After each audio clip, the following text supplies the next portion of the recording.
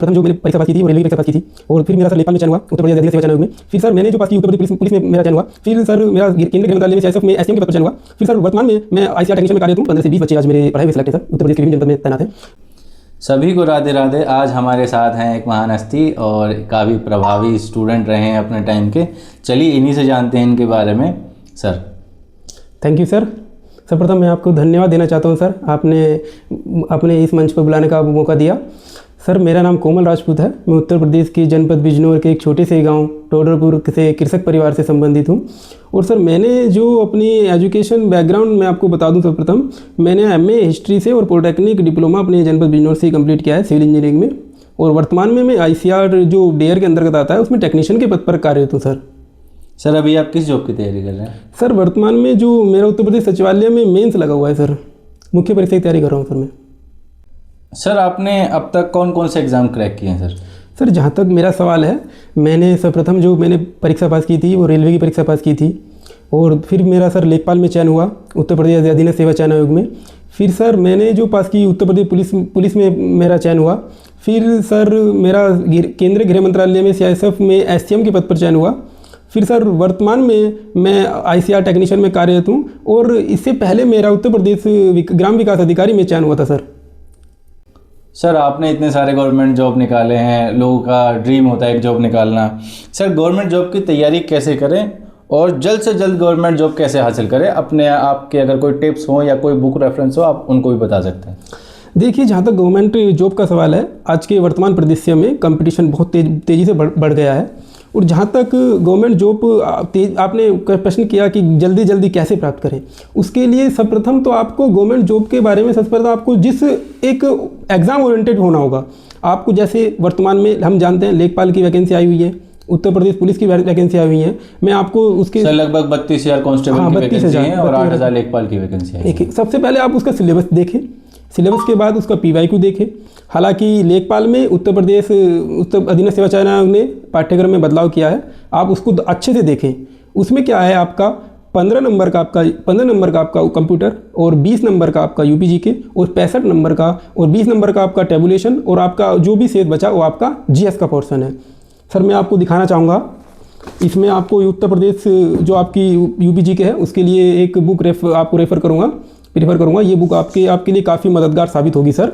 ये परीक्षा वाणी की बुक है और जितने भी एस्पिरेंट इस चीज़ को देख रहे हैं और इस परीक्षा वाणी की बुक को लें और अच्छे से इसका बार बार रिवीजन करें। जैसे मैं कहता हूँ गवर्नमेंट एग्जाम को निकालने का एमआरसी रूल होता है। एम मतलब आपका मॉक टेस्ट, आर मतलब आपका रिवीजन और सी मतलब आपका कंसिस्टेंसी। ठीक है, अगर आप इन तीनों को समन्वय लेके चलें तीनों का, तो आपको सफलता आपको जरूर सुनिश्चित होगी सर। सर आपने अपना एजुकेशन या प्रिपरेशन पैटर्न क्या रखा था? सर मेरा जो प्रिपरेशन पैटर्न था, मैं सबसे पहले मैंने सिलेबस देखा था, उसके बाद मैंने पीवाईक्यू पे गया और मैंने अपने संसाधनों की अधिकता नहीं रखी, मैंने अपने सीमित संसाधन रखे और उनका बार बार रिवीजन किया। अगर आप रिवीजन करेंगे तो जरूर आप सक्सेस होंगे सर। सर मुझे लगता है जितना लिमिटेड रहेंगे उतनी जल्दी सक्सेस आती है। Limited resources and maximum revision is the key of success sir. Sir UP police constable में अभी 32,000 वैकेंसीज आई हैं, तो अगर मुझे तैयारी करनी है यूपी पुलिस कांस्टेबल के लिए तो आप मुझे कैसे गाइड करेंगे सर?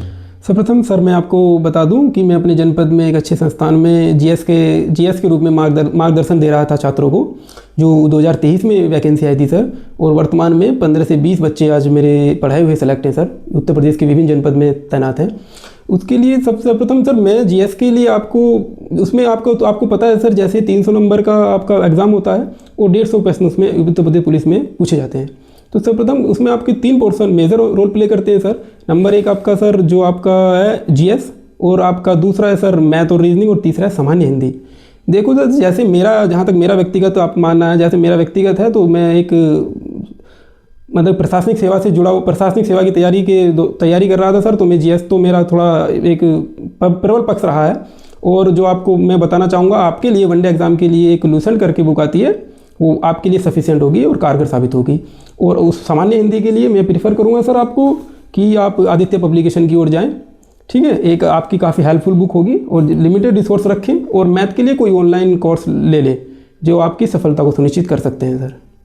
और सर इसके मतलब पढ़ाई के बाद मॉक पे ज़्यादा फोकस रखें और PYQ करें? हाँ, सबसे पहले अपना सिलेबस कंप्लीट करें और फिर आप केवल और 1 महीने पहले आप केवल और केवल मॉक पे रिलाई हो जाए सर।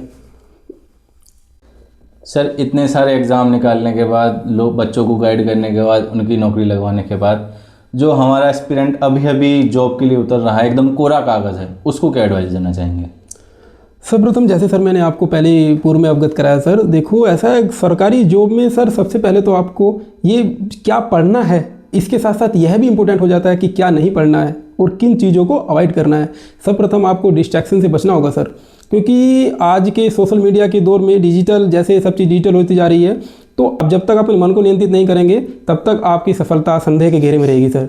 इसी प्रकार इसी आगे बढ़ते हुए मैं आपको, देखो ऐसा है कि मोटिवेशन और डिसिप्लिन में अंतर होता है। मोटिवेशन टेम्परेरी होता है और डिसिप्लिन आपका लॉन्ग टर्म चलता है आपके साथ। तो मोटिवेशन पे ना जाएं, मोटिवेशन का इंजेक्शन ना लें जो सुदेसी भाषा में बोलते हैं, और इसके साथ ही आप डिसिप्लिन बनाए रखें अपनी तैयारी के दौरान।